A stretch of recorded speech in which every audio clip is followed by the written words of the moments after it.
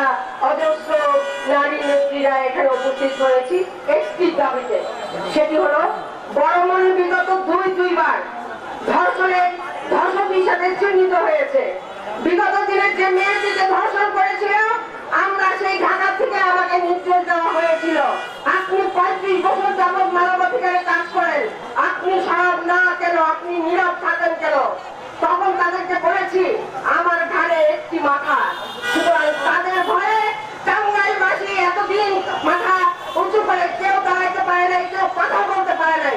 মানুষ যখন মাথার উপরে যখন বজ্রপাত হয় তখন মানুষ জেগে উঠে। সুতরাং আমরা এই টাঙ্গাইলের যত নারী নেত্রী আছে, যত মেয়ে আছে, আমাদের যত কন্যা সন্তান আছে, কেউ কিন্তু নিরাপদে নাই এই ধর্ষকদের জন্য।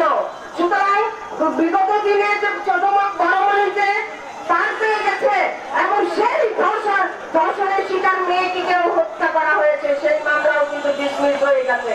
সুতরাং আমরা আজকে এসেছি অবিলম্বে, এখন পর্যন্ত এই রোজার মধ্যে কিন্তু প্রমাণিত হয়েছে এবং সেই ধর্ষণকারী বড়মনি যেই বাড়িতে মেয়েটিকে ধর্ষণ করেছিল সেই মেয়েটি আমরা ভাইরালে দেখেছি।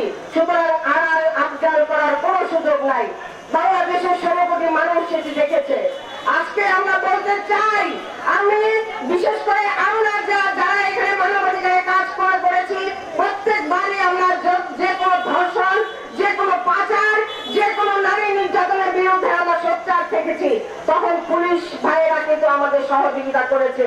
আজকেও আমরা বলতে চাই, পুলিশ ভাইয়েরাও কিছুক্ষণ আগে আমাদের বাধাগ্রস্ত করেছিল। এখন আমরা পুলিশ ভাইদের বলতে চাই এবং পুলিশ আমাদেরও বলতে চাই, আপনারা যদি এই ধর্ষকের পক্ষে কোন রকম অবস্থান আপনারা নেন, তাহলে আপনারা এই জনগণের কাছে আপনার দায়ী থাকবেন।